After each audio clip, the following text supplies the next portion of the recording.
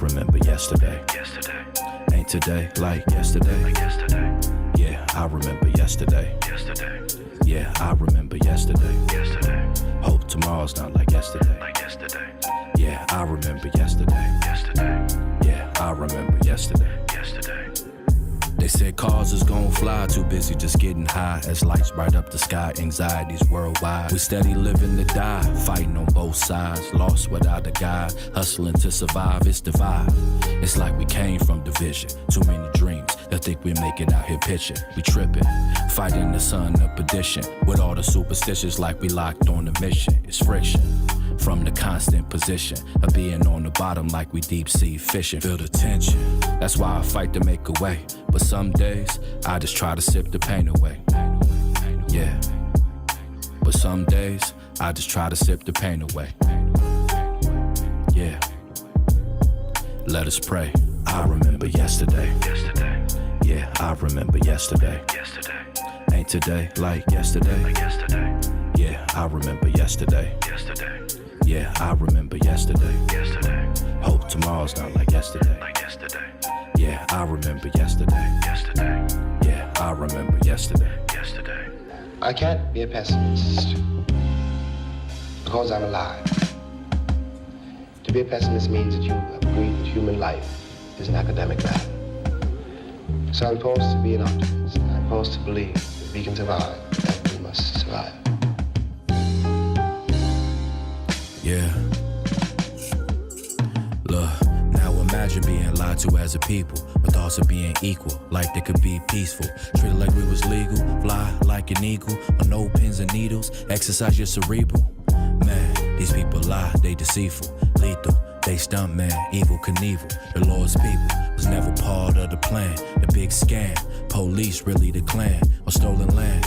I keep it 100 grand. I'm just trying to make you understand that we got a ways to go, walking a tightrope under a microscope, trying to stay afloat, but it's my oath that make me stand like a man, waiting for the master return to the land. But somehow, some way, I'ma fight every single motherfucking day, cause I remember yesterday. Yesterday. Yeah, I remember yesterday. Yesterday. Ain't today like yesterday? Like yesterday. Yeah, I remember yesterday. Yesterday. Yeah, I remember yesterday. Yesterday. Hope tomorrow's not like yesterday. Like yesterday. Yeah, I remember yesterday. Yesterday. Yeah, I remember yesterday. Yesterday.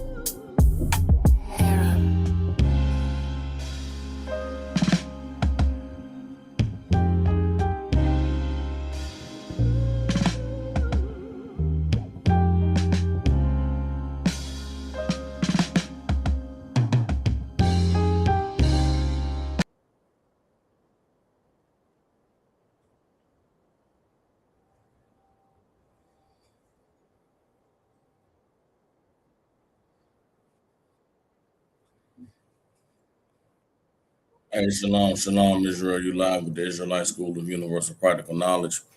Priest and Captain Saga will hold down the class live from Memphis, Tennessee. Every Tuesday, Wednesday, and Thursday, we have classes here in Memphis from 6 to 8 p.m. Central Standard Time.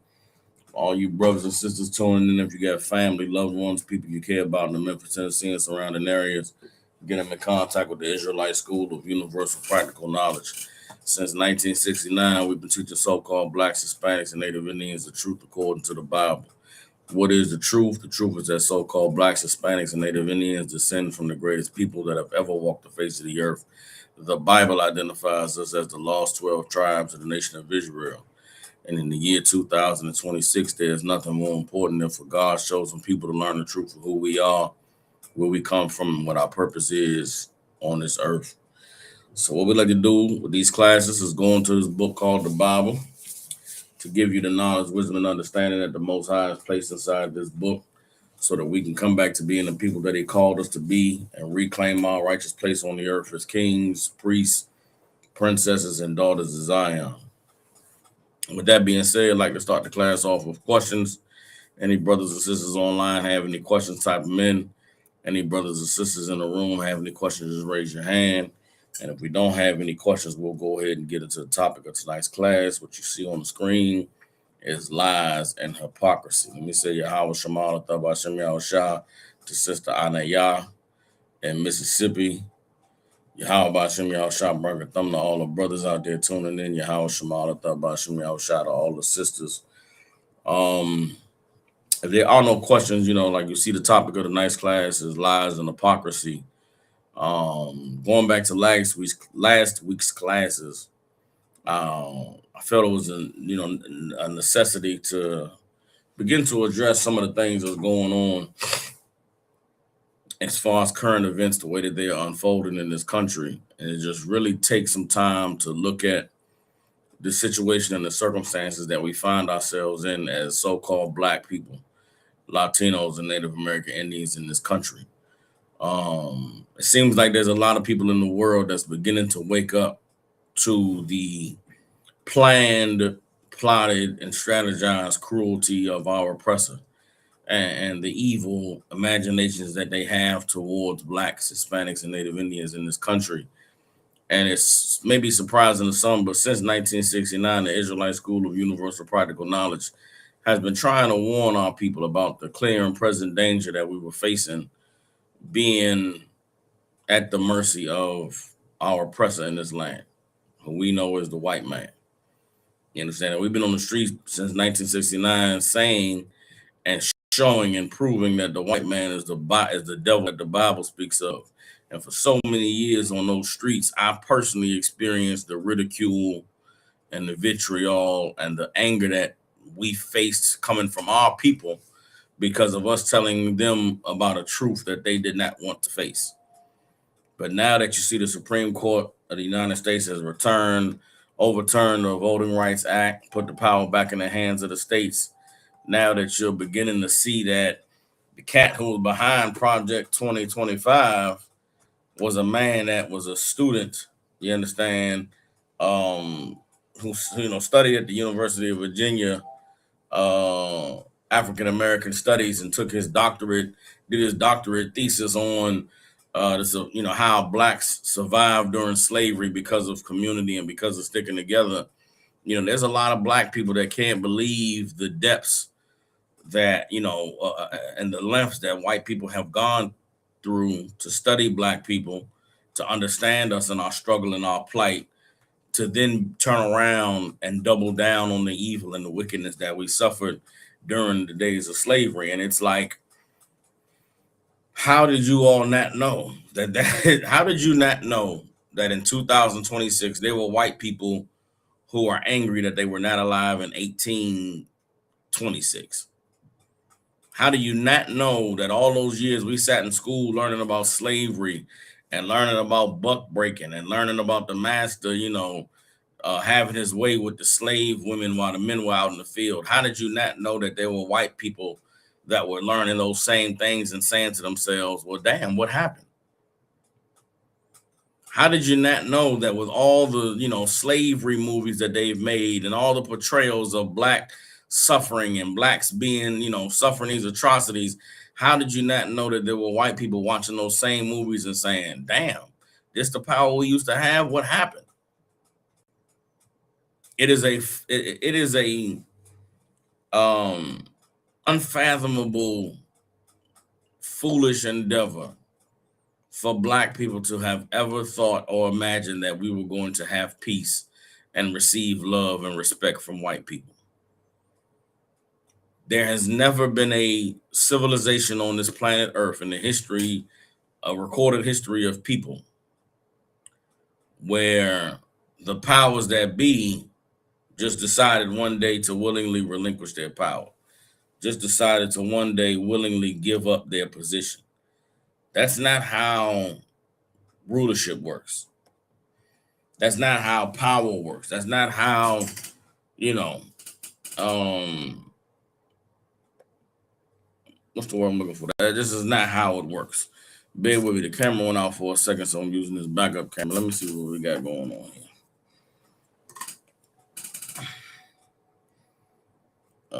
See something. Okay, I don't know why it's doing that. We're back. Okay, we're back here. Let me see something. Bear with me, y'all. Just trying to get my camera straight. I don't know why my camera decided to go out on me. I hope I'm not having major technical difficulties. Okay. See if we can. Okay, no, that's not working. I'm not gonna sit back up straight. Okay. Okay. Bear with me. See if I can get it back on the other program. Okay, nope. That camera program is not working. Bear with me once again, y'all. Hold on. Maybe this is what it is. Okay, there's that. Let's see if we can zoom, on the boom, boom. Bear with me trying to get the camera together, y'all. Hold on. Some minor technical difficulty. Bear with me. Okay, let's see what we got here. Now let's see if I can get it to come up.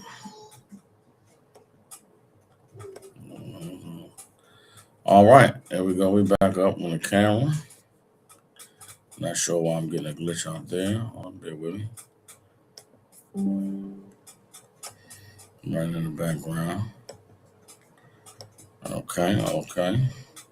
Give me a 1 in the chat if you're seeing me and hearing me clearly. Give me a 1 in the chat if you are seeing and hearing me clearly. I'm getting a little bit of a feedback, like it's not coming through clear. I just want to make sure I'm straight.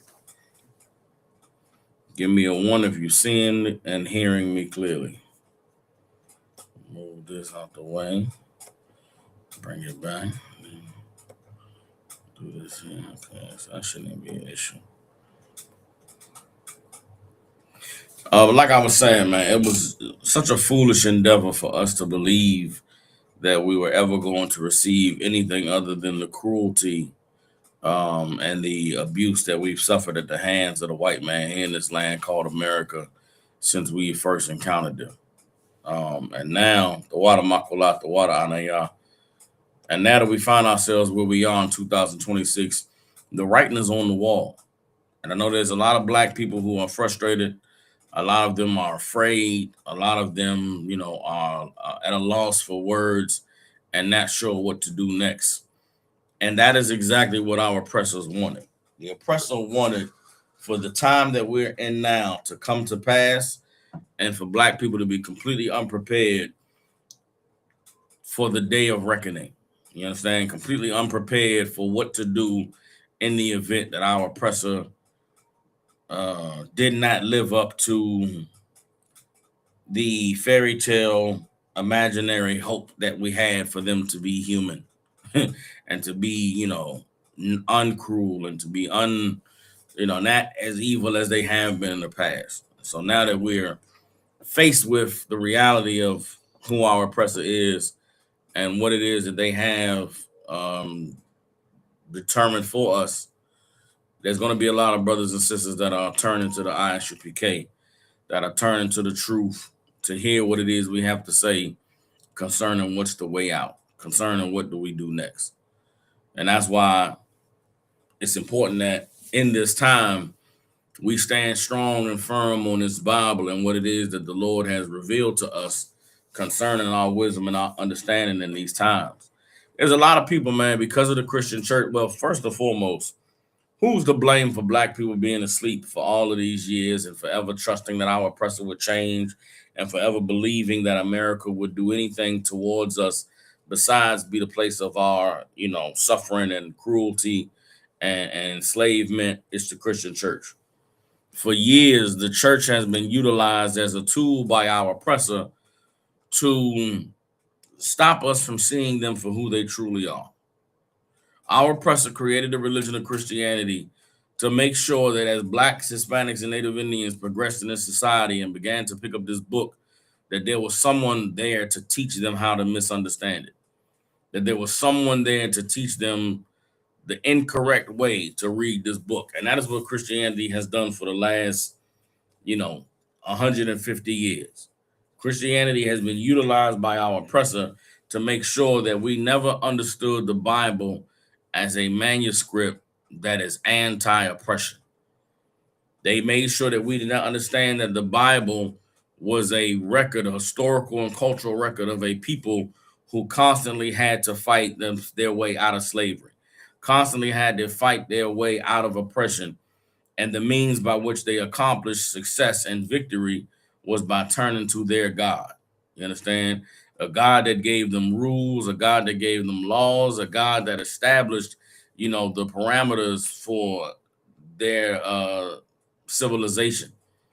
We've looked at this Bible as a religious book, as a book of feel-good stories, as a book of allegories, as a book of fairy tales. And to the people that taught us about this Bible, that's what it represents to them. A lot of white people look at the Bible as, just goofy stories. And that's cool that they look at it that way, because it is not their cultural record. It's not their historical record. You understand? Asians and Africans and Arabs and Europeans, they look at the Bible and they can mock and they can, pick apart different things that they don't understand. And that's cool, because the Bible was never given to them to understand. The Bible is a book that was only written for one people. You understand? It was not written for everybody to receive. The promises and the blessings in the Bible are not written for everybody to receive. The condemnation of the wicked and the prophecies of the destruction of the kingdoms and the empires that be on the earth were not given to everybody. You understand? So there's a lot of people, there's a lot that's at stake for those who the Bible was not written to stop the people who the Bible was written for from understanding it. And that is why religions like Christianity and Islam and these new age religions exist. They do not want the people that this book was written for and preserved for to be able to understand it the way it was meant to be understood. So you have churches like the 2119 Church in Atlanta with Pastor Anthony Mitchell. You have churches like the Potter's Clay Church with Creflo, with what's the nigga? Woman Thou Art Loose. Who taught the Woman Thou Art Loose? T.D. Jakes. You have the mega churches in Atlanta with Creflo Dollar and the motivational speaker churches like the one in Houston with Joel Osteen. Christianity was designed for you never to understand the Bible as a tool to fight against oppression. But in the Israelite School of Universal Practical Knowledge under Commanding General Yohana, we understand the cultural and the historical context of the Bible. We understand that the Bible was a book written to one people, and we understand who that one people are. And the people that the Bible was written for are the same people on the earth who don't have their identity, their culture, their heritage, and their history intact today. And that's so-called Blacks, Hispanics, and Native American Indians, the descendants of the Western diaspora. You understand? The children who suffered slavery and genocide and all the cruelty and the evil of our oppressor in this Western hemisphere. And so as we begin to go and show our people in the world what it is that we must do next, the first place I want to start is by going in this Bible and showing you that the nation that the Bible describes as being built on genocide and lies and hypocrisy is without a doubt the nation of our oppressor, the so-called white man, starting with the Greeks and the Romans, all the way down to the Holy Roman Empire with the Catholic Church, on down to the British Empire, all the way to the American Empire we have today. The Bible is speaking to and speaking about our oppressor when it describes an evil nation, a cruel nation. You understand? People that established their civilization on blood. It's talking about our oppressor, the so-called white man. All right, so Makola, you said you wanted to come on in and read again. I'll bring you on the screen, Mark. I'm gonna add you in, and you come on in and read. All right. Again, any other officers online want to read? Anybody want to hop in and ask any questions? You can come on, click the link on the screen, and you can join in, be able to be seen and be heard if you want to ask a question or if you want to chime in. All right. These classes this is not like church. This is your first time in an ISUPK class. There's not gonna be no singing and dancing. You understand? It's not gonna be a praise worship break. This is a school that is established for cultivating righteousness, for establishing a community of people who actually fear God and obey him, people who desire to gain access to the kingdom of heaven. A lot of what's going on in church is, there's a lot of feel good going on in church. There's a lot of, treating God as though he's a good luck charm going on in church. You're not going to get that here. What you're going to get here is cold, hard truth that will enable you to, examine yourself to find out if you are truly living the way that the Most High commanded us to live so that you gain access to the kingdom. And if you're not, we give you the tools necessary for you to be able to become that man and that woman that God called you to be so that you can put yourself in position to gain that access. All right. So shalom, Makula, what's going on with you?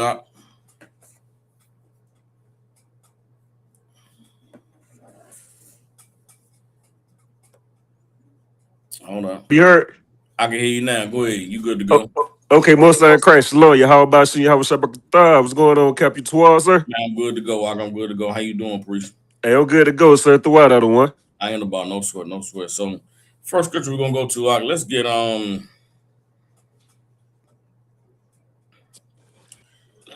get Habakkuk chapter 2, verse 12. Con, other one, con. Get Habakkuk chapter 2, verse 12. The Bible. No, you got it. The Bible is a very clear. The Bible is a book that's very black and white. It's not difficult to understand it if you remove the veil of Christianity, if you remove the confusion of the lies that we were taught in religion. The Bible is really black and white. Right. Another thing, in order to be able to understand the Bible, is you got to know that the Bible is not a novel. The Bible is not a book that you read from front to back and you gain understanding.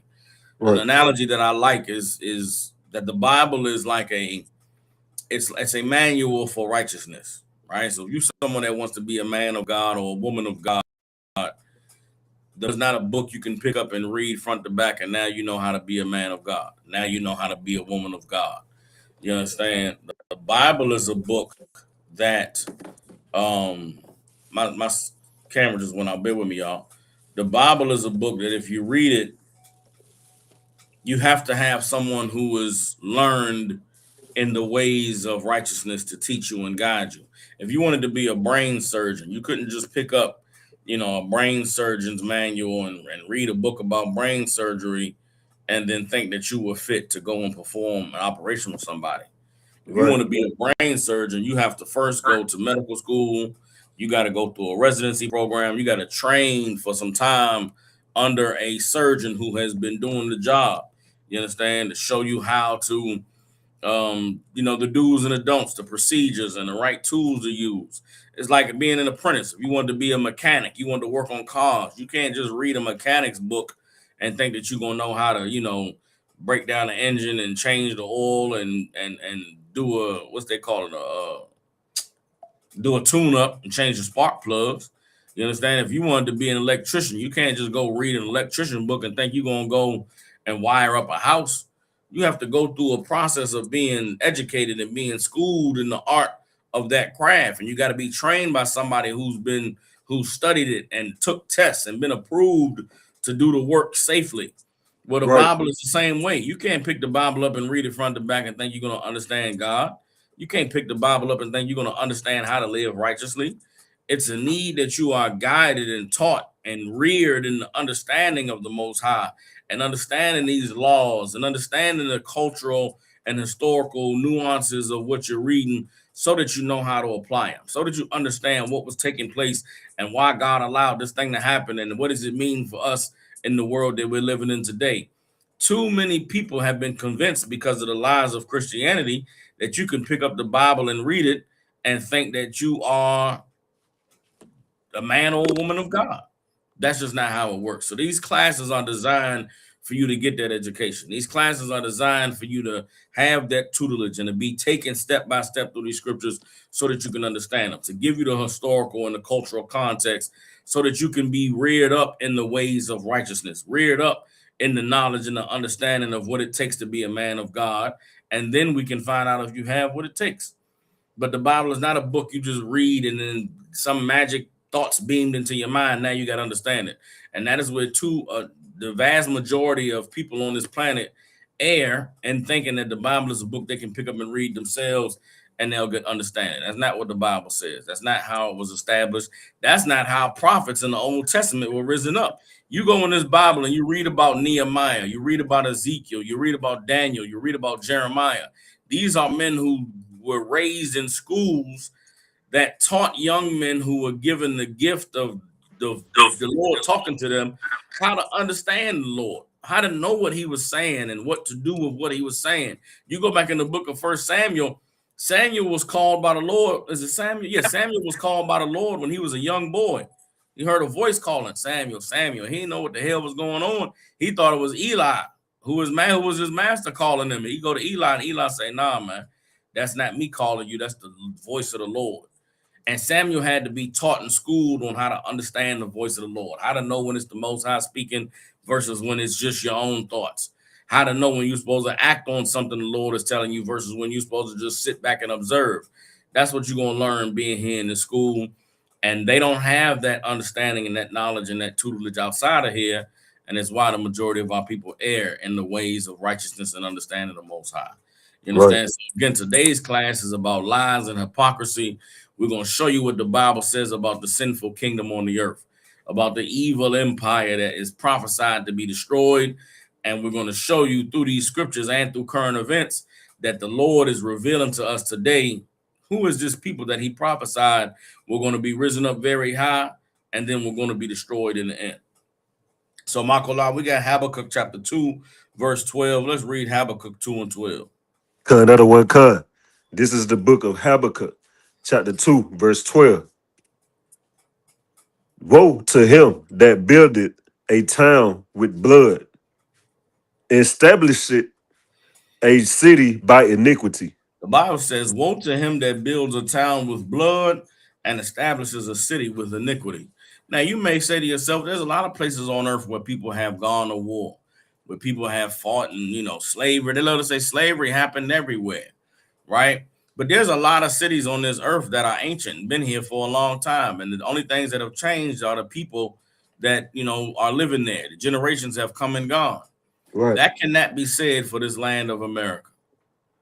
This Western Hemisphere, the way this place exists today is nothing like what it was like 500 years ago.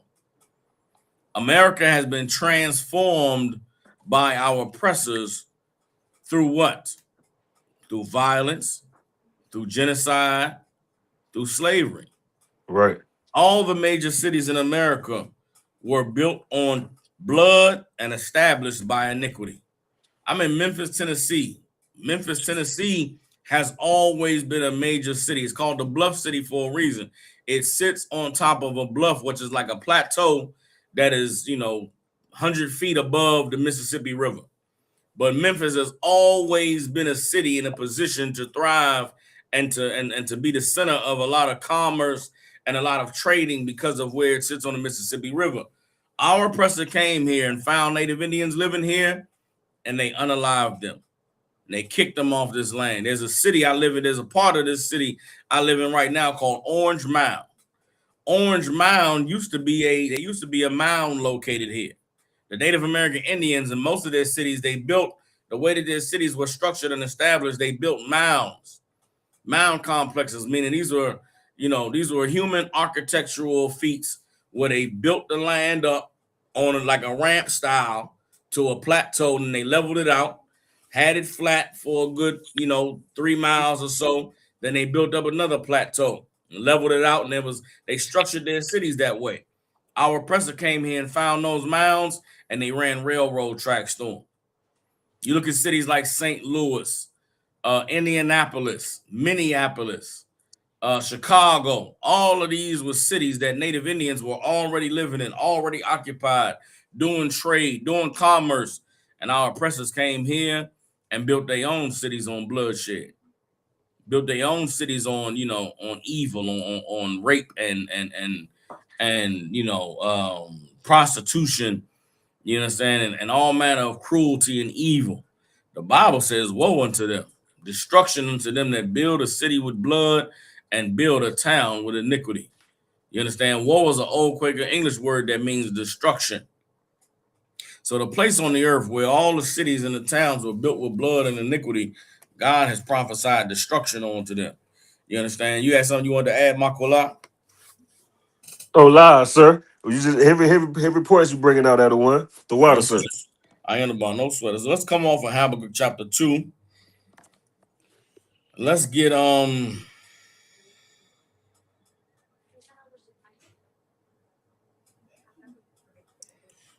in that same vein, let's get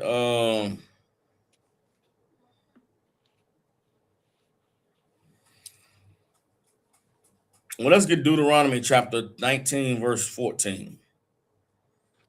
Showing you God's law. All right.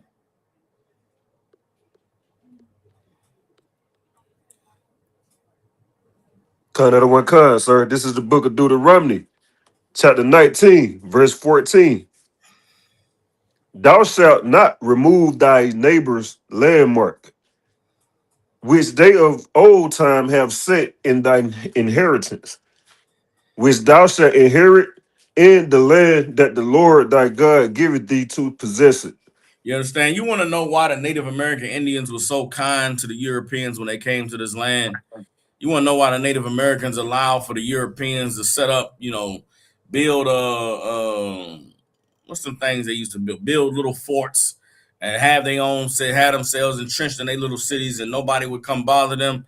We had a law, man, that the Most High gave us that you should not remove your neighbor's landmark. If somebody plants their flag or somebody establishes some land for themselves, you let them have their land to themselves and you have your land.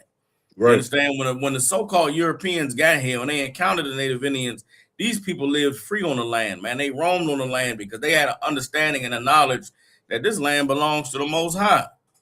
The Most High made the earth. The Most High made the animals. The Most High made the air and the water. Nobody can claim ownership of what God created. So they have respected the lands that the white man took. They respected the land that the white man said, man, hey, man, this is my land. We're going to farm and we're going to set our animals. And they said, no problem. Why? Because the Bible gave us laws about respecting the borders, respecting one another's land. Right. You understand? But guess what? What did our oppressor do? They didn't respect anybody's landmark. Right. They didn't respect the borders that anyone else had set up. Let's get Job chapter 24, verse 2. Come. Get Job chapter 24, verse 2. Kind of the one kind. This is the book of Job, chapter 24, verse 2. Some removed the landmarks. They violently they violently take away flocks and feed thereof. You understand? The Bible says that there are some that remove the landmarks. They violently take away flocks and feed thereof. You understand? That's what the white man has done since he encountered us in this land. He came over here and he removed the landmarks. He took land that did not belong to him. Right. Made deals and made treaties and said, man, we're going to respect your borders. You respect ours. Then we turn around and the white man is coming through and just violating and disrespecting that land. Right. Violating and disrespecting those borders. You understand? They remove the landmarks. They violently take away flocks and feed thereof. What is the history of black economic empowerment in this land called America? Don't you know after the Civil War, after we so-called emancipation, we built up black cities. We built up Tulsa, Oklahoma, which they call Black Wall Street. We built up Seneca Village, which is in New York City, where Central Park is today. We built up Rosewood down there in Florida and towns in Mississippi. The time that we were allowed to be alone, the time when we were allowed to govern ourselves and to lift ourselves up, we did just that. And our oppressor in his cruelty and in his hatred did not want to see us rise, did not want to see us, you understand, being strong. And so they came and they attacked us. They came and they tried to come against the hard work that we put in to establish ourselves. So like It's like it, Cap. If I could, sir. Camera went out again. Go ahead. Oh, I was just gonna let you know your camera went out, sir. It's like it. Yeah, Salaki, the water. I appreciate it. I don't know what's going on. What's going on with this computer? This camera keep going out. Yeah, I don't know why it's doing that, y'all. We back on the screen again. Yeah, come on. But they with the times that we were left alone to build our infrastructure up and to be self-determinant in terms of our financial security. What did the white man come do? They came and they took violently Tulsa, Oklahoma. Black Wall Street was the first time in this country that bombs were dropped on American soil. They were dropped in Tulsa, Oklahoma. The second time bombs was dropped in America, they was dropped in Philadelphia on the MOVE movement. It was a movement in Philadelphia. Some brothers and sisters were peacefully resisting against the government. They came and they dropped bombs on their houses. Blew up a whole block in the city of Philadelphia. These people that we are dealing with are people that God warned us about in the Bible. You understand? Don't you know the Native Indians used to roam freely on the plains, all that land in the Midwest, that's west of Mississippi, all that land in Idaho and Wyoming and Nebraska and some of them countries, some of them places, the Native Indians used to roam free with the buffalo. Don't you know the white man went out there and unalived all the buffalo? It's like if I could, sir. Come on with it, huh? It's heavy you say that because I know people always talk about like Area 51. The high talkers talk about they got aliens over there. If anything, they got a whole what is it, a science lab where they got so many Native Indians over there still trying to study us, sir. If anything, come, you understand? Like these are evil people. Like they killed all the buffalo so that the Native Indians would have no food to sustain themselves. Right, imagine you wipe out somebody's food source and then turn around and look at them and say, "Oh, you starving? You need some help." Like, don't you know that to not understand the history of the cruelty of white people in this country, you're bound to repeat the same. The future, if you don't understand history, you're bound to repeat the past. Right. And to not understand the history of the cruelty of the white man to Black and Hispanic and Native Indian people, we are bound to face that history all over again. In order to subdue the Native Indians, they unalived all of their food resources. They killed all the buffalo, unalived all the animals that they hunted that was in the wild, so that the Native Indians would need to come to the government, would need to come to the white man for help, so that the white man could say, well, you get off this land and go live on these reservations and we'll drop you off some food every once or twice a month. And right now, Native Indians are subjugated to housing projects in different parts of the country that they call reservations. And you know how they eat? You know how they get their food? They're not out there growing their own crops. They're not out there farming and feeding themselves. They get welfare from the government. You understand? Well, what do y'all think America is doing right now with 46% of the farms in this country have shut down since Donald Trump became president? Meaning that 46% have shut down, but there's been an increase in the failure of American farms since Donald Trump became president. Why do you think they want the farms to fail in America? Why do you think they want the farmers to lose their farms and to be in debt? Why do you think they're fighting a war in Iran right now to increase the price of oil through the roof so that planes can't fly no more? You got airplane companies shutting down. How long before the trucking companies start to shut down? Right. How long before it's too expensive for Walmart to get food shipped from Idaho to your neighborhood? Right. How long before Kroger can't afford to ship the food from their rice farm in Arkansas to their distribution center in Mississippi that feeds the whole earth? Don't you see that the white man is cutting you off at every angle? Right. All this protesting and resisting the government, they are plotting to force you to need the government. And when the time comes that you realize that there is no way for you to acquire resources without going to your oppressor, guess what they're going to make you have to accept? Slavery. Don't you know AI? They building all these data centers. You know what these data centers really are? They're surveillance centers. Right. You think they capturing data when really they spying on you. Spying on you for what? They want to know who the resistance fighters are. They want to know who has the weapons. Who's storing up food for 3-4 years? Who's storing up resources so that they don't need the government? And you know what they're going to start to do? They're going to start to systematically come and they're going to lock you up. They're going to arrest you, and ICE is going to, send you to an internment camp. I remember being young in the truth, man. There was conspiracy theories about Walmarts being built to be concentration camps. I remember being young in the truth, man. And that cat, Alex Jones, they just shut down InfoWars. Alex Jones used to do interviews down in Georgia. They had fields full of coffins, fields full of plastic coffins. Millions of them. They used to be out there. What are these coffins for in this field? And what is the plan to make all the Walmart's internment camps? And what is the mass extinction event that they're planning? Don't you know that's Project 2025? Right. You think these devils going to just allow, you think they're going to let power go?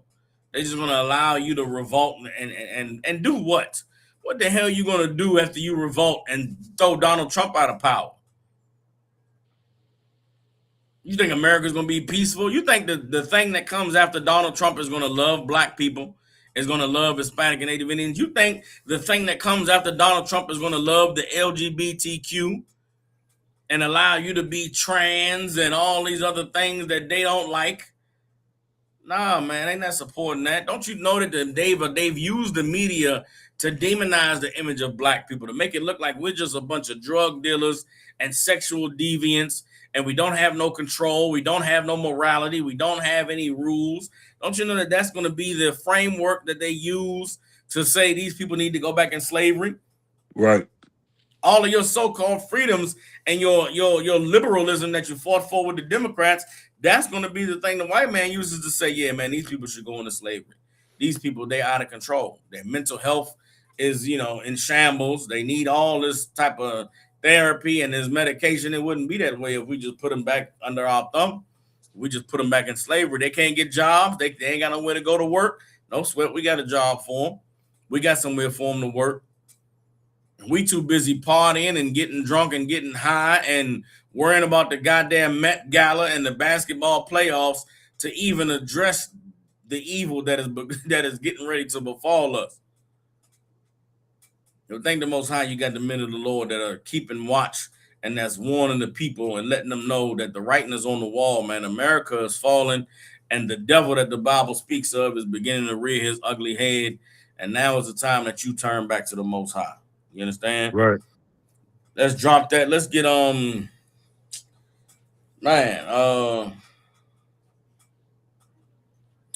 last we went over Job chapter 9, verse 24. We got to remove the landmarks, establish a town built on blood. Give me Psalms chapter 10. Come, sir. Psalms chapter 10. Verse 5, sir? Nah, I don't know if I want verse 5. Give me Psalms chapter 10. Let's get verse 2. Come, sir. Hey, Slack got a one. Go ahead. If I could, sir, it's every because I believe on the on Black Watch, either on Wednesday night with y'all, the Commander General Yohana, I remember hearing about RFK Jr. was talking about black kids need to be reparented, talking about shipping them off and you know what I'm saying, without and take the phones from them or something like that. After they stated that some kind of medicine that we take, that they put us on as kids was causing more damage, sir. I don't know if you remember that or not, Slacky. I'm not sure if I remember about the medicine they put us on as kids was damaging us, but I do believe that listen, this is the pride of the white man, right? It's not enough for them just to be cruel and evil. They got to tell you about it beforehand. Come. All of these things that's happening right now, Donald Trump told us that this is what he was going to do if he got elected again. They put out the Project 2025 blueprint. None of what's taking place is surprising or catching anybody off guard because they literally said they was going to do all of this. The stuff that's coming next with Donald Trump getting another term as president, with them eroding the voters' rights system, with them rigging the elections, they talked about this. Donald Trump been talking about a third term since before he got reelected. Right, So RFK saying we need to put them in schools so that we can correct their parenting. That's the Native Indian boarding schools. That's to kill the Indian, save the man. They've done it before in this country. They took our children from us, put our children in boarding schools, and in those schools taught our children that being Native, being an Indian, you're savage and you're a heathen and you're disgusted and you're wicked. And they beat those children. They made them forget their language. They molested a lot of them, sexually assaulted them, and told them to be good Americans. And those kids came out of there traumatized, and there's a whole generation of Native Indians from the 1940s to the 1980s that were disconnected from their heritage, disconnected from their culture, disconnected from their ancestors. And their children today are unaliving themselves at tremendous demographics. You understand? The proportions of which they are unaliving themselves and are being alcoholics and drug addicts is unbelievable. And it stems from the trauma that was inflicted on them by the white man. Well, you think they're going to tolerate your... I watched a video yesterday about the YN culture in schools. There's a teacher down here in Memphis, Tennessee, talking about how these young black kids are out of control, and it comes from them not being parented at home.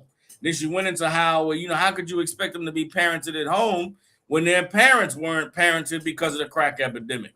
Right. And then their parents who suffered from the crack epidemic, they weren't parented because their parents was stuck in slavery or stuck working in sawmills and working in factories and wasn't able to be there to take care of their kids and raise their kids. So the problem that we seeing with the YNs today go back 3 or 4 generations of what?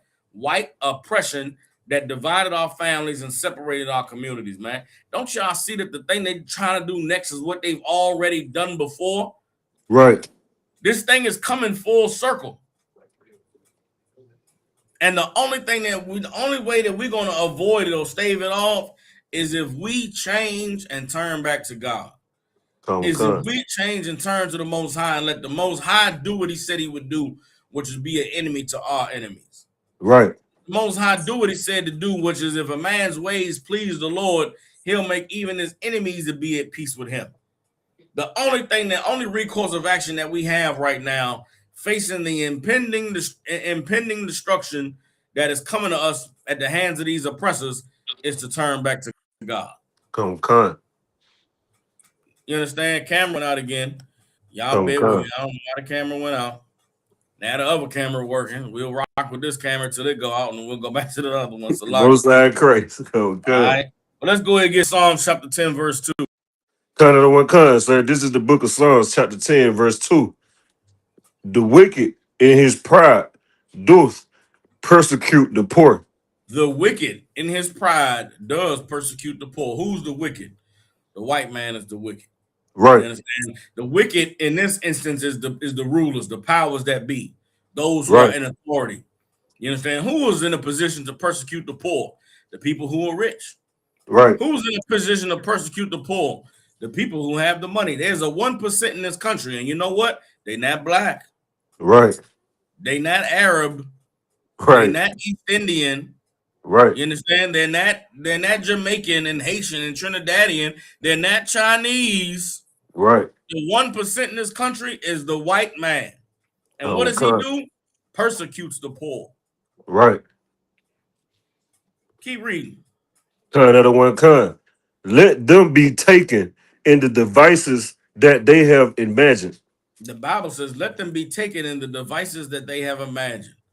These bastards want to starve out the poor. Let them starve. Right. They want to destroy all of the small businesses so that you can't make any money independent of the major corporations. They let their corporations fall.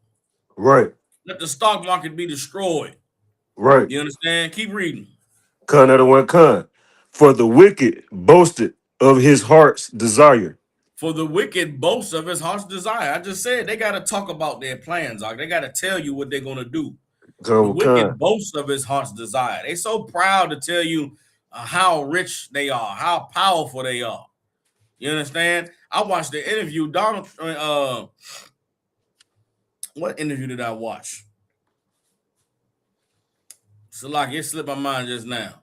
But you look at these rich billionaires and then talking about, going to flights to outer space and colonizing the moon and, buying up islands.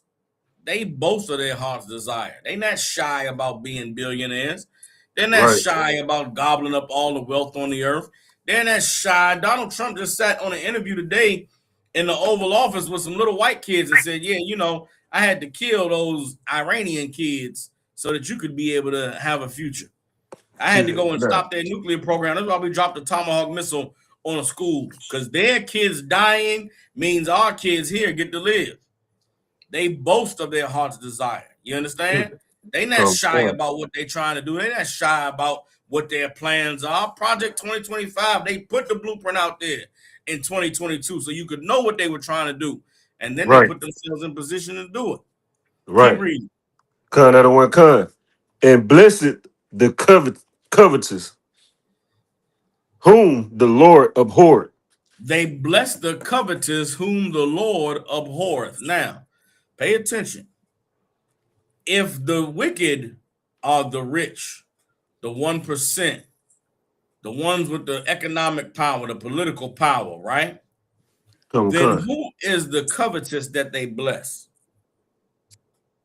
Who do rich people reward? Who does the 1% reward? Who helps the 1% keep the other 99% in line? Slag it, sir. Go ahead. Would it be the taskmasters? Use a better word. You're right, but use a better word. Use a word that's more on the scripture. Con said, would it be the coons? Like they yes men? Okay, why do you say that? Why do you say coons? Why do you say yes men?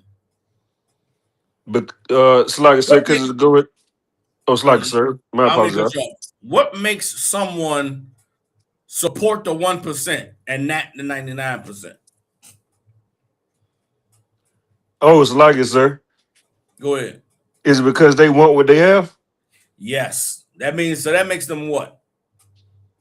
They covetous. That makes them covetous. There's a ton of broke people. You know what they want? They wish they could be rich. Oh, they want to be rich so bad.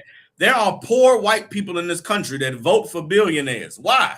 Why would poor white people whose health care got taken away, whose jobs are being taken away, whose farms are being shut down, who are being, just having all of their civilization falling apart? Why would poor country white people who are being abused by the system support the 1%? Because they are covetous. Right. And you know what they get because they're covetous? They get a blessing. We know what is the blessing that the poor white people receive from the 1%? What is their blessing that those rich men give to the covetous, give to the people that want to be like them so bad? It's like if I could, sir. Come on with it. Would it be false hope? How is false hope a blessing? Damn. It's like they selling them a dream of what they think they think they get. They selling them an illusion. Okay, how is that dream or that illusion a blessing to them? Okay, does Donald Trump promise poor people they're gonna be rich one day? Con. Give me an example. How does he promise that?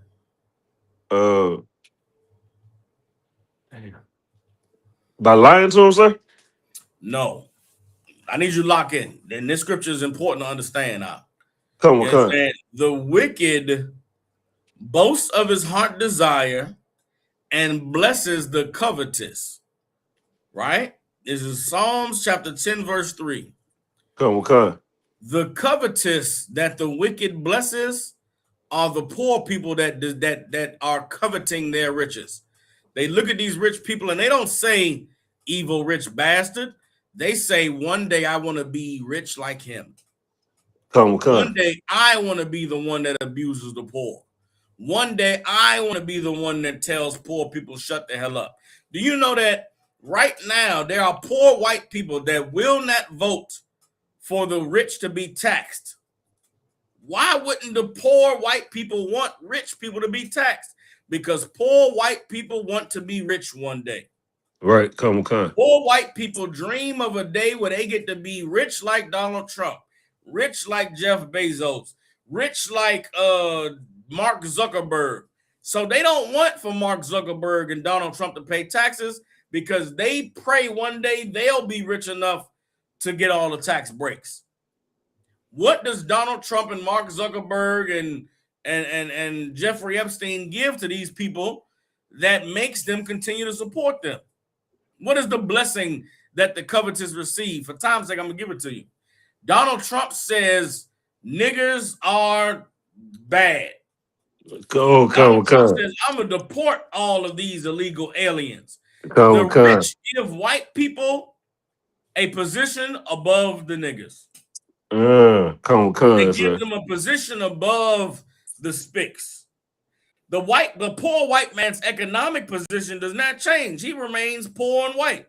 He remains broke and living in the country. And he does not care. You want to know why? Because the rich man said, I'm better than you niggas. I get to turn on the news and see the rich man locking Hispanics up. I get to go to my restaurant and tell a nigga he got to leave or I'm calling the police. I get to call the police on niggas. That's the blessing that the covetous receive. The white man is such a fool. He's such a idiot, but he has a blood-curdling hatred for you. That is what allows his empire to continue to thrive.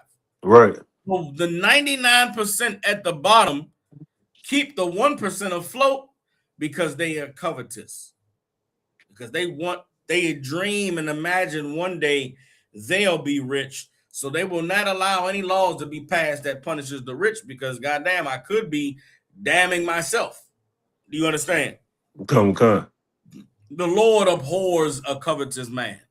The Lord hates someone. You're a disgusting thing to the Lord if you sit around jealous of rich people, jealous of the 1%, praying one day you'll be like that. You know who else is covetous of the 1%? Black politicians. Right, Black athletes, black entertainers. You want to know why nobody's speaking up about the evil that's happening to us? You look around the landscape of the black community. You look at the basketball players and the football players. Everybody sees what's going on. Why is nobody speaking up? Right. Why is nobody saying anything? Because they are covetous too. Right. They want to be rich. They don't want to mess up their shot. They don't want to mess up their chance. And that is how a system of cruelty and wickedness is allowed to perpetuate, because the people who are within it dream and imagine that one day I'll just be, I'll be on that level. So let me just shut the hell up. Look at what's going on in Iran right now. Don't you know that I looked at some black woman's video the other day where she was saying what's going on in Iran right now is sad. And what's happening in those Middle East countries is horrible. And what happened in Venezuela was a tragedy. But I'm still glad I live in America and not in those countries because those people are in hell. Good and it's a very hypocritical position to be in to say, like, it's evil that you an American and you happy you in America because at least I ain't got it as bad as the Iranians. There are black people that will take slavery over again as long as they get to stay in America. Right. As long as they get to have the internet and video games, they will go be a slave. As long as they get to smoke weed and get high, they will be a slave. As long as they get to, worship whatever God they want to worship and do whatever nastiness in the bedroom they want to do, they will do whatever it takes to stay up under the thumb of the white man. Right.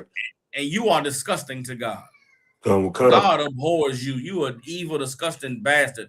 How dare you be in the belly of the beast and be looking at the people about to get eaten and saying, yeah, man, I'd rather be in the belly, man. That nigga's getting ate up. Don't you know the ones getting ate, they got to get chomped up by the teeth, and then the spit got to start to devour their bodies. We in the belly already. We ain't got nothing to worry about. How foolish and disgusting are you? Right. That's the times we living in. That's what the Bible is talking about. The wicked blesses the covetous, who the Lord abhors. Keep reading.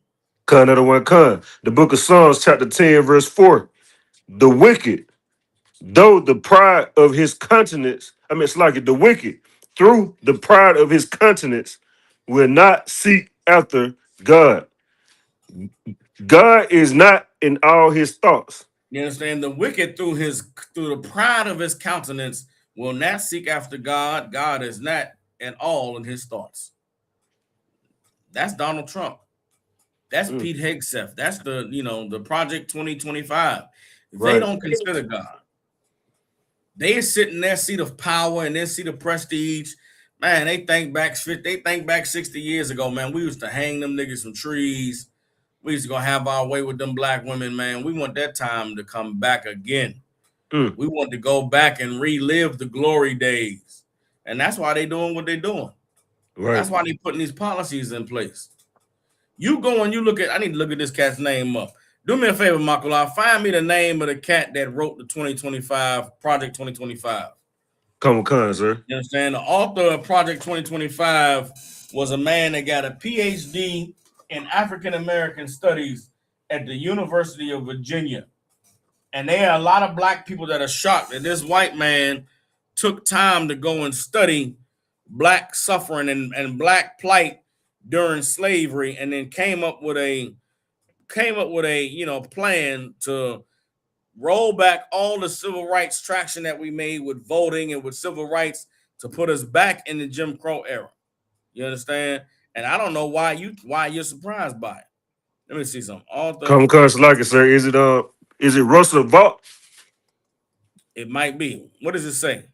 His what's the name was? Come say Slacky. It says Russell Vaught.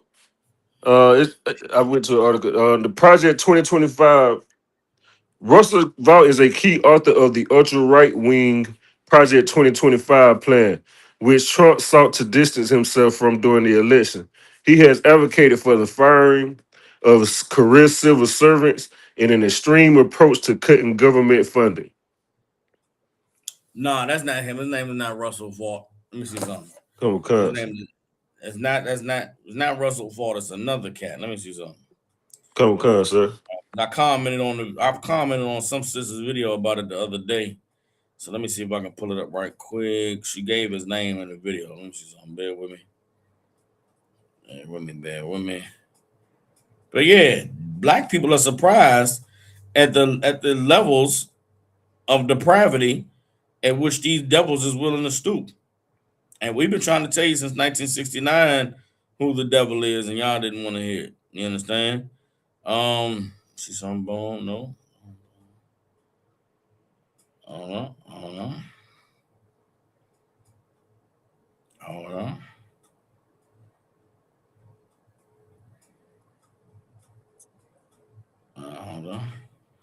No, that ain't that. Hold on, bear with me.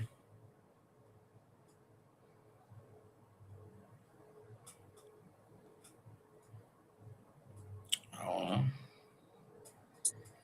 Let me see something. Applies.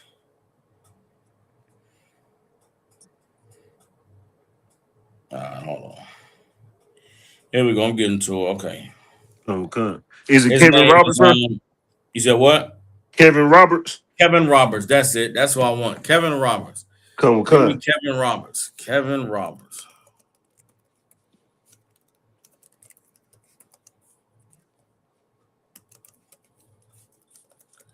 Kevin Roberts. See if you can read me a little bit about Kevin Roberts. Come, sir. Kevin Roberts. Founder. Project 2025. Got it right here, sir. Kevin Roberts is the president of the Heritage Foundation and a leading figure behind Project 2025, a comprehensive plan designed to restructure the federal government under a conservative administration. As the head of the influential conservative think tank, Roberts has been described as a mastermind or architect of Project 2025, which aims to institutionalize Trumpism by preparing personal and policies for a potential Republican presidency. There you go. I'm gonna read a little bit more on this man's what's his name. It says from the state of Louisiana, he got his bachelor's, master's, and PhD in the kinship of African Americans. Then became the mastermind behind Project 2025. The dedication to researching the people only to disenfranchise us through policy by using said research is diabolical. They will not stop at Jim Crow. It was always about racism against black people. We've been trying to tell you since 1969. We've been Good night. trying to warn you about the nature of these white people since then. Give me Ezekiel chapter 35, verse 5. God Another one warned us time. in the Bible about the white man. God warned us about the people that had nothing but evil imaginations against us. And if it wasn't for your Christian church, you might have read this Bible and understood what God was trying to warn us about. You might have heard us on those corners speaking and gave us a listen if it wasn't for your pastor in that church telling you that men of God was soft and sweet and that Jesus loved everybody and that God in the New Testament was not the same as the God in the Old Testament and that God wanted us to all love each other and be at peace. That is a lie. That is not true according to the Bible and the Word of God. You understand? In the Bible, God warned us about wolves in sheep clothing. Christ warned us about joining the oppressor and seeking to be at peace with them. Come on, let's get it. What did I call? I think I called Jeremiah. I meant Ezekiel. Did I call Ezekiel? Yeah, come sir. Ezekiel 35 and Let's 5, get sir. Ezekiel 35 and 5 out. Come, sir. This is the book of Ezekiel, chapter 35, verse 5. Because thou hast had a perpetual hatred and hast shed the blood of the children of Israel by the force of the sword in the time of their calamity, in the time that their iniquity had an end. Keep reading. Therefore, as I live, saith the Lord God, I will prepare thee unto blood, and blood shall pursue thee. Sit thou hast not hated blood, even blood shall You pursue understand? The thee. Bible said that these people had a perpetual hatred against the children of Israel. Children of Israel, so-called blacks, Hispanics, and Native Indians. Who has had a perpetual hatred for these people? Who has committed cruel atrocities against this people? Is it the Arabs? Is it the East Indians?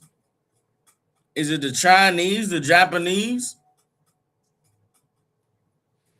If our premise in the ISUPK is that we are the chosen people of God, you open up this Bible, the children of Israel today are so-called blacks, Hispanics, and Native Indians, right?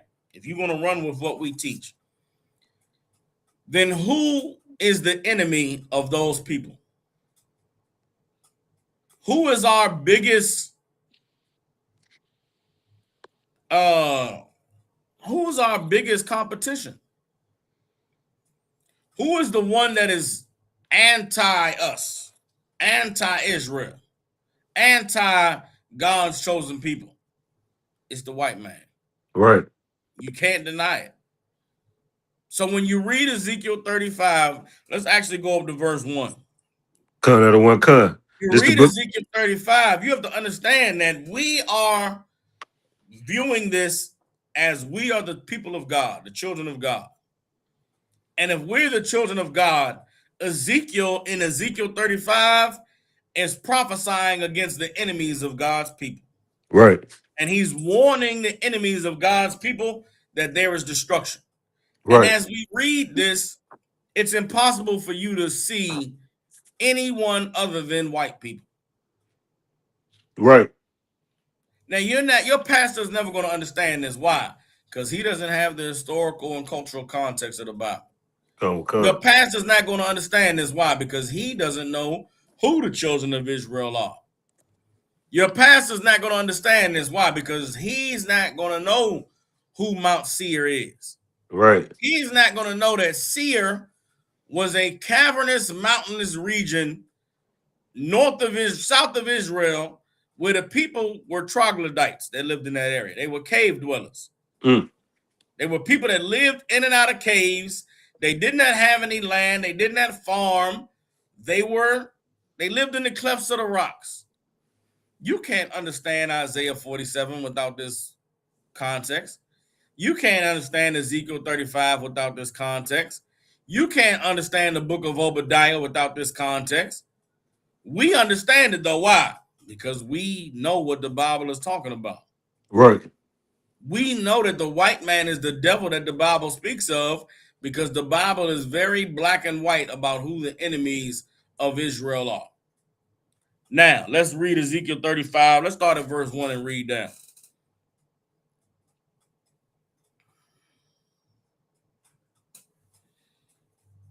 Start at Ezekiel 35 and 1.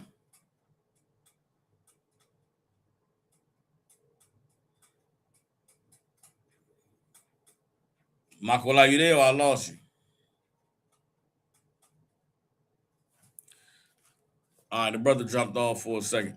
I'm going to go ahead and read. I'm going to start at Ezekiel chapter 35, verse 1. All right. This is the judgment that God is proclaiming on the enemies of his people. Hey, Slack, everyone. Can I be heard now, sir? Slack. You got it. Yeah, you got it. Get it on Okay. Ezekiel 35 and 1. Come with Khan. This is the book of Ezekiel, chapter 35, verse 1. Moreover, the word of the Lord came unto me, saying, Son of man, set thy face against Mount Seir, and prophesy against it, and say unto it, Thus saith the Lord God, Behold, O Mount Seir, I am against thee, and I will stretch out my hand against thee, and I will make thee most desolate. I will lay thy cities waste, and thou shalt be desolate, and thou shalt know that I am the Lord. You understand? The Most High in this prophecy against Mount Seir, against the enemies of the children of Israel, he told them he was going to stretch his hand out. He was going to destroy them, and they were going to become desolate, and they were going to be laid waste because of the evil that they've done against God's people. Right. We are in the time where the Lord is looking down and seeing the cruelty and the evil of our oppressor, and he's promised that he was going to destroy them, promised that he was going to lay them waste. You understand why? Was it for no reason? Is it because the God of the Bible is cruel or unjust? No. Verse 5 tells you because these people had a perpetual hatred. Right. And they wanted to do nothing but to shed our blood, even in the time when our iniquity was at an end. They was dead set on destroying us. And that's the time we in now. We in a time, man, we starting to wake up and we starting to come out of the lies of Christianity, the lies of Islam. We are turning a leaf in this community. We are transforming ourselves back into the people that the Lord called us to be. And our oppressor sees it. He sees the unity between black and brown. Right. He sees the strengthening of the men of the Lord in the truth. He sees the rising up of these 12 tribes. And he's not just going to sit back and allow it. He ain't going to say, well, you know, we had a good run, man. The time is up. God's people are resurrecting. No, they say, man, we got to kill these bastards and put them back in their place so we can have another 100 years. So we can have another 50 years. And it's because of the bloodthirst that they have that the Lord is going to destroy them. You understand? We could drop that. Matter of fact, hold on. Drop down to Ezekiel 35 and verse 10. Let's get Ezekiel 35 and 10. This is where we are right now. Project 2025 is about Ezekiel 35 and 10. We should be trying to come. We should be being allowed to come together. They should be allowing us to learn the truth. They should be leaving us alone and allowing us to reclaim our history, reclaim our culture. But Donald Trump got in the office and wanted to erase the greatness of black people in this country, wanted to erase our history, they kicked out all the black people in the military, kicked out all the black people in the government. Why? Because they don't want us being a part of their infrastructure. They don't want us being a part of the power structure. No sweat. We're going to build our own infrastructure. We're going to build our own power structure. They don't want any of us in the government that might disagree with the direction that they're heading in. Right. They don't want any of us in the government that might have a bleeding heart, that might love our people. They don't want black soldiers in the Right. military that might say, nah, man, I'm not going to fire on my own people. They don't want black police officers going to say, nah, man, I'm not going to round my own people up. That's why they firing them. That's why they getting rid of them. That's why they putting them back into civilian society. You understand? Why? What's the ultimate plan? What's the goal? Read Ezekiel 35 and 10. The book of Ezekiel, chapter 35, verse 10. Because thou hast said, these two nations and these two countries shall be mine, and we will possess it, whereas the Lord was there. Who are the There two countries? Hold come on. a con. Who are the two countries? Who are the two nations? Blacks and Hispanics. Right. You understand? Native American Indians and the so-called brothers and sisters in the Caribbean. Those are the two nations. Those are two races of people. Right. Those are two distinct groups of people that the white man wants. He wants them. Come a con. You understand? The white man believes that he is entitled to having us in captivity. And the Bible says that because they said this, because that is their desire and that is their endeavor, the Lord said, keep on reading.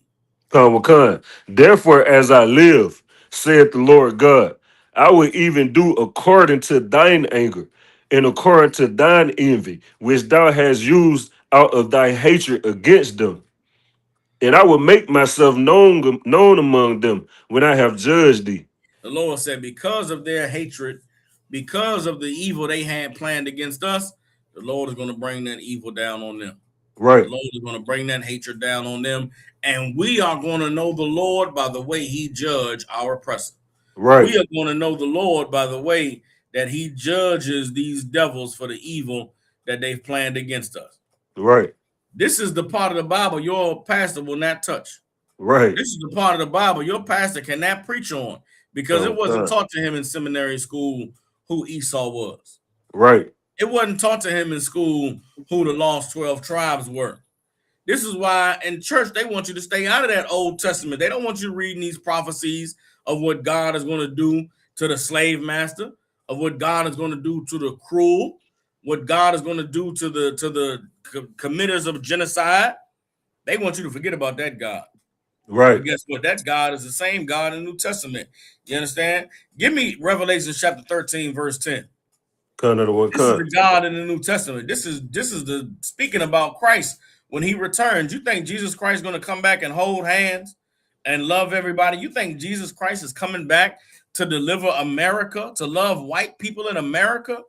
After all of the evil they've done on the earth, after all of the Epstein and the Catholic Church and the drug epidemic and all of the other cruel and unjust things they've done on the planet, you think there's a God that's coming back to deliver them? Are you out of your mind? Right. You don't know this book called the Bible. You don't know this God in this book. Read Revelation chapter 13, verse 10. Here's the future of the white race. Revelation chapter 13, verse 10. He that leadeth into captivity shall go into captivity. He that leads into captivity shall go into captivity. Who led blacks, Hispanics, and Native Indians into slavery? White people, Right. African people, Right. Arab people. Right. All of you led us into slavery. Guess what? You're going into slavery. That's right. He that killeth with the sword must be killed with the sword. Who hung us from trees? Who committed mass genocide on us with riots like Tulsa, Oklahoma, and Seneca Village in Rosewood? You understand? How many that recently down here in Jackson, Mississippi, they found a mass grave, shallow grave behind a boys' school in Jackson that had like 250 bodies in it. 250 skeletons that was in it that wasn't no older than 30 years old. Who's killed with the sword? They must be killed with the sword. You know what's coming to America? Death to white people. That's right. Destruction to white people.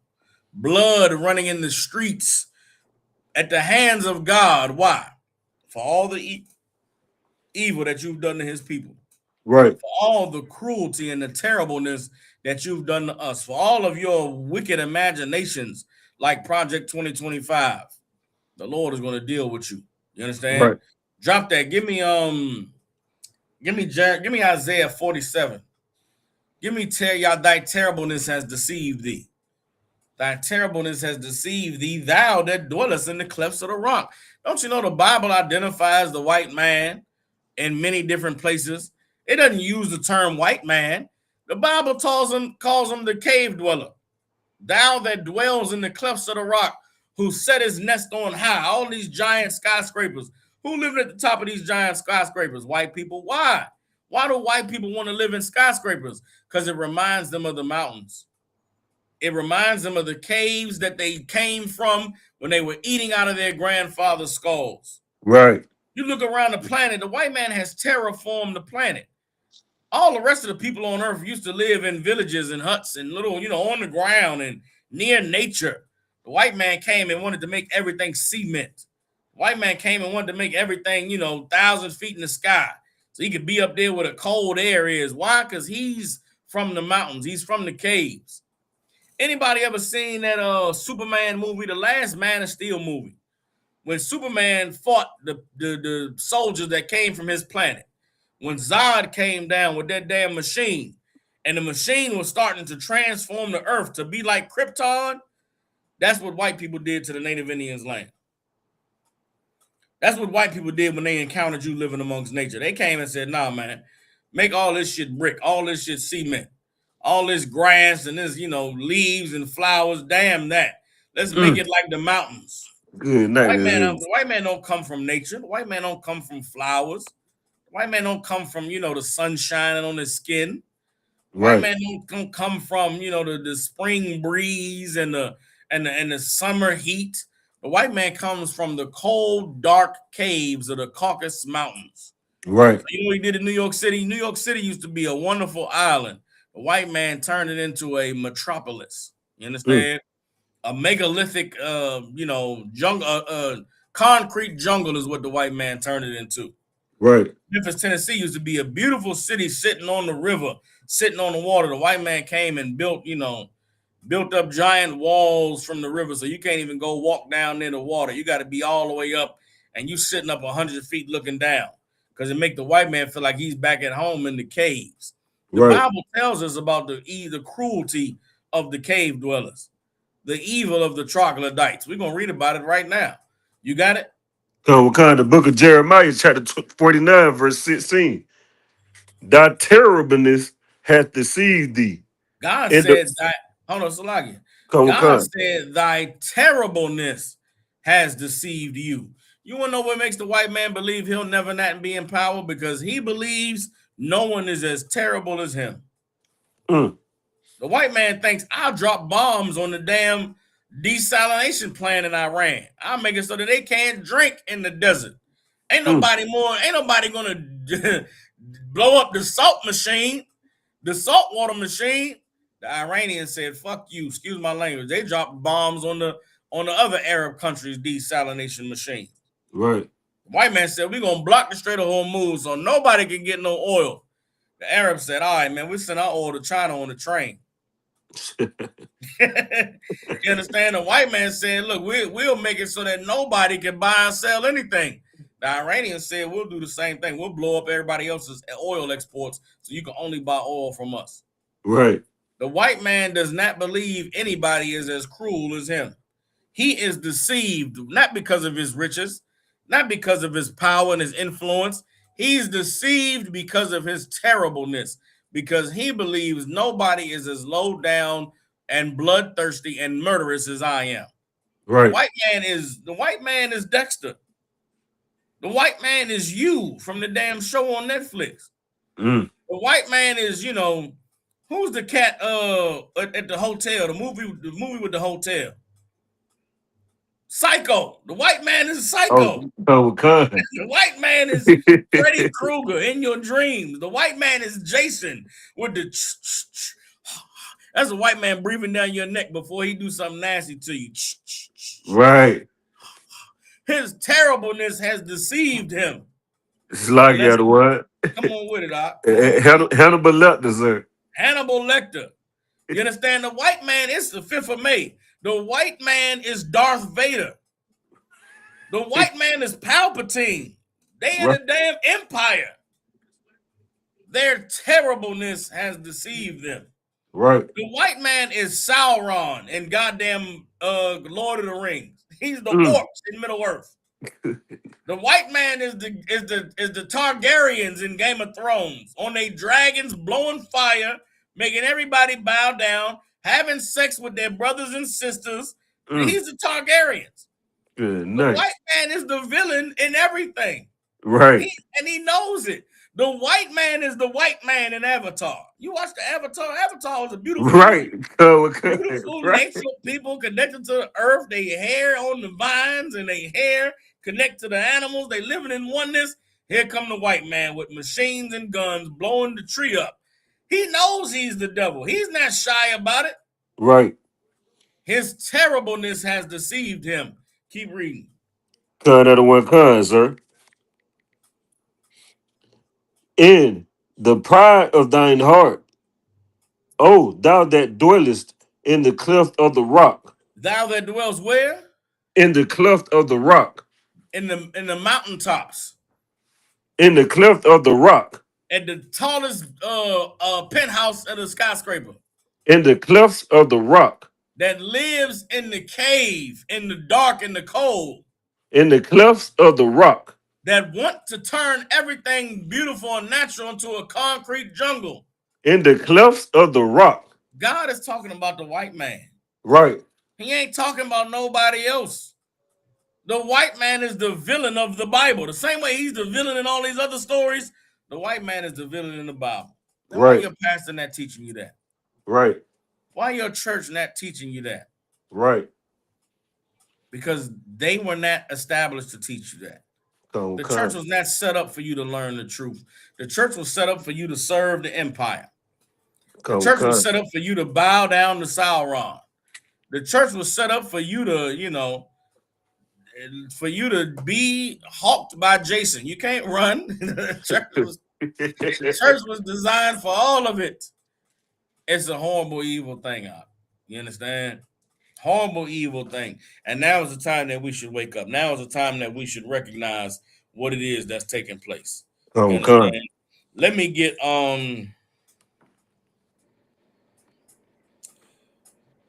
get John chapter 8. John chapter 8, verse 44. Come, come. This the book of John, chapter 8, verse 44. So, like, a matter of fact, give me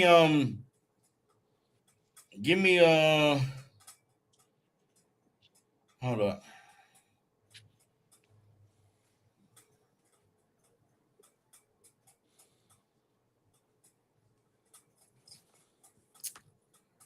Man, give me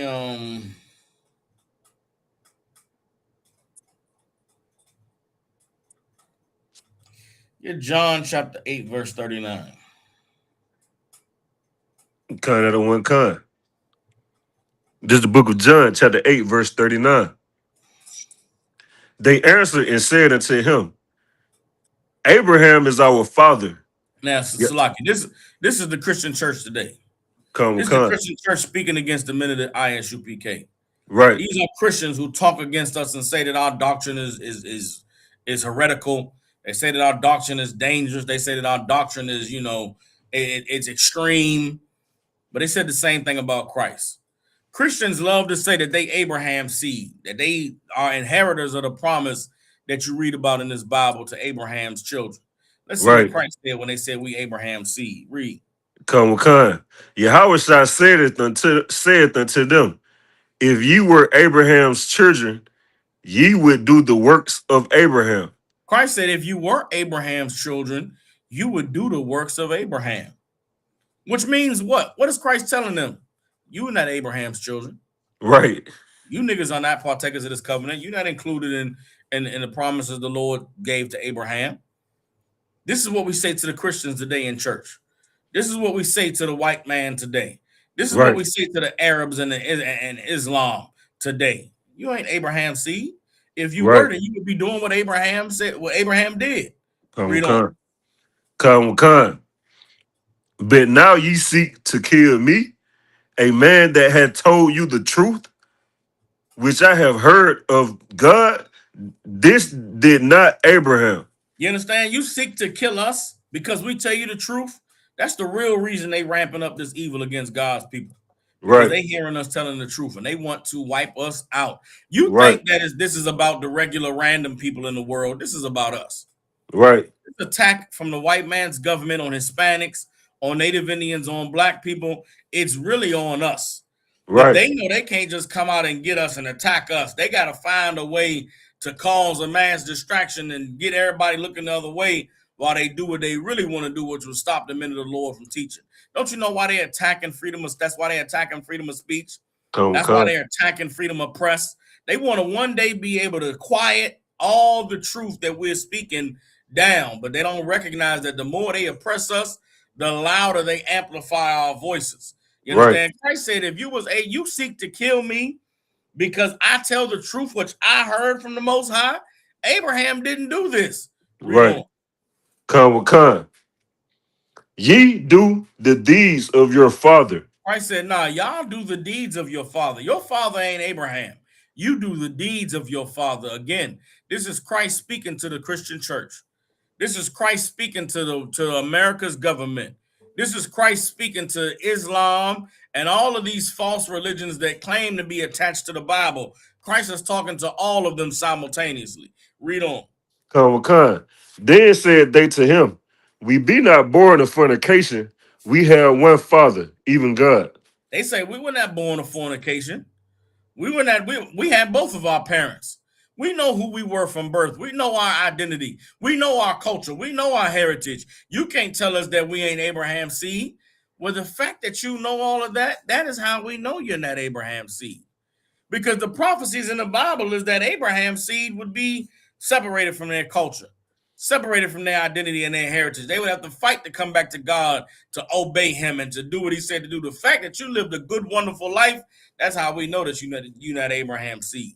Right, That's how we know that you are not partakers in the suffering of this nation because you are not a part of this nation.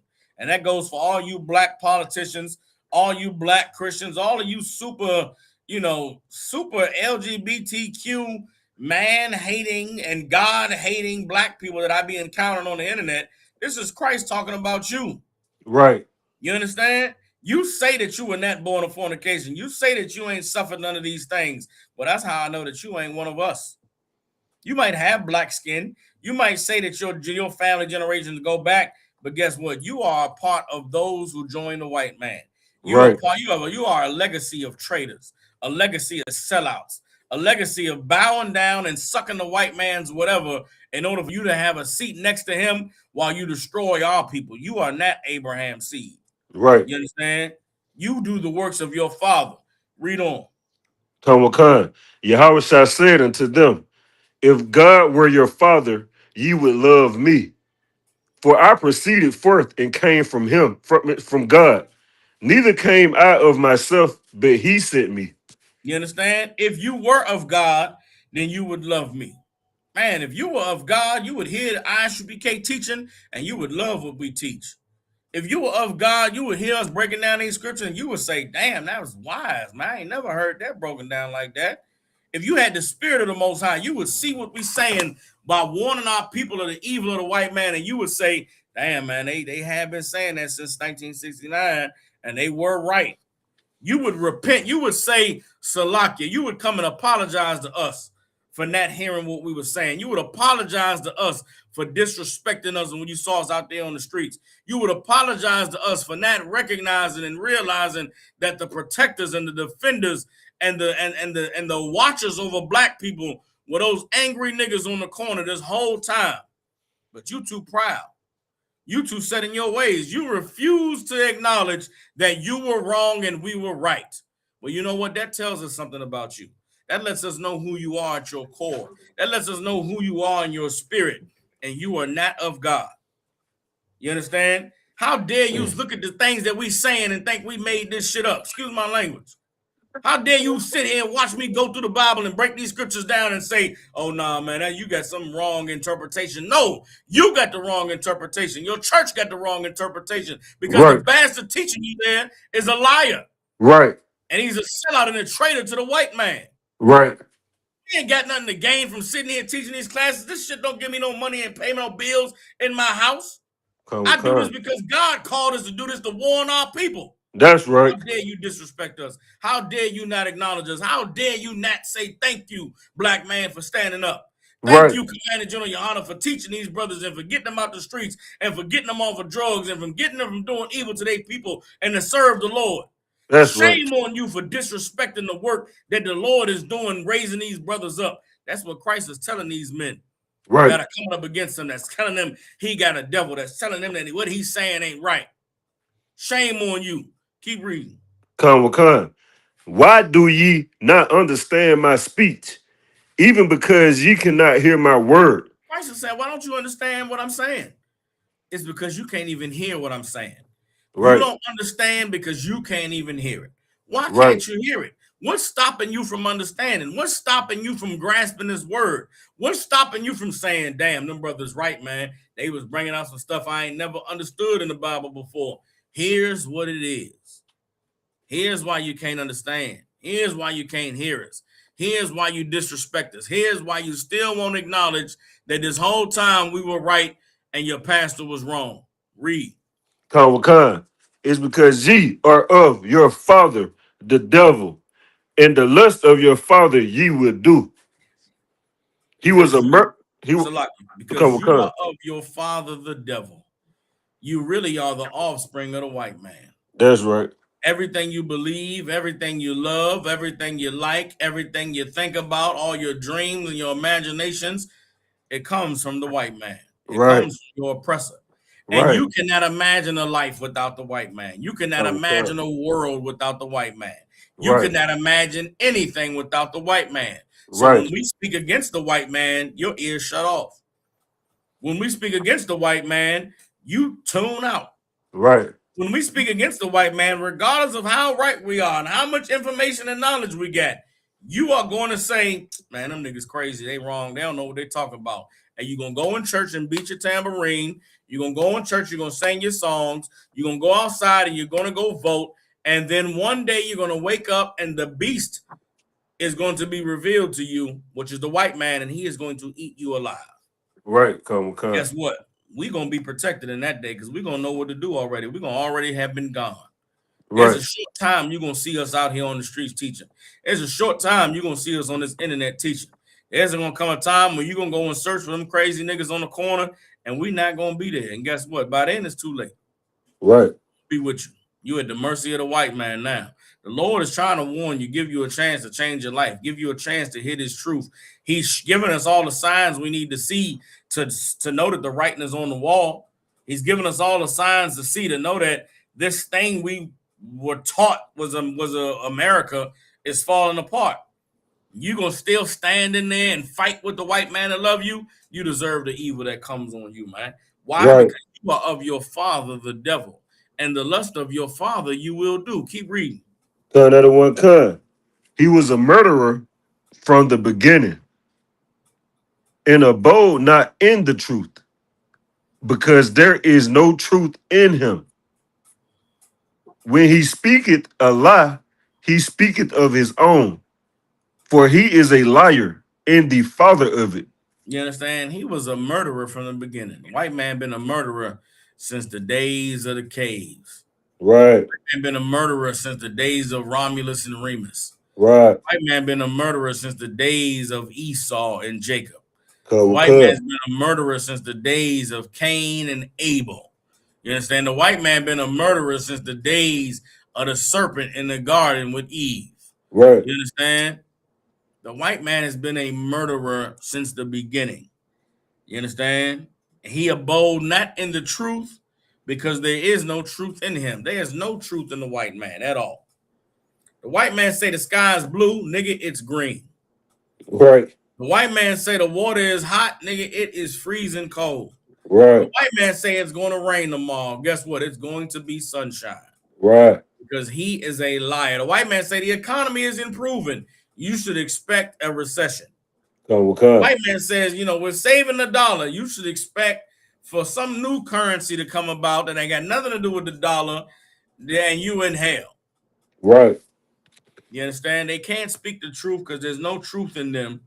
You understand? When he speaks a lie, he speaks of his own, for he is a liar and the father of it. The father of all lies, all hypocrisy, all evil in this earth today is the white man. That's right. And now is the time that the Lord is calling you to make a choice and make a decision. Are you going to serve the white man and Satan, or are you going to turn and serve the Lord and become who he called you to be? In the Israelite School of Universal Practical Knowledge under command of General Yohana, we've made our choice. We've chosen Right. to serve the Lord. You Okay. understand?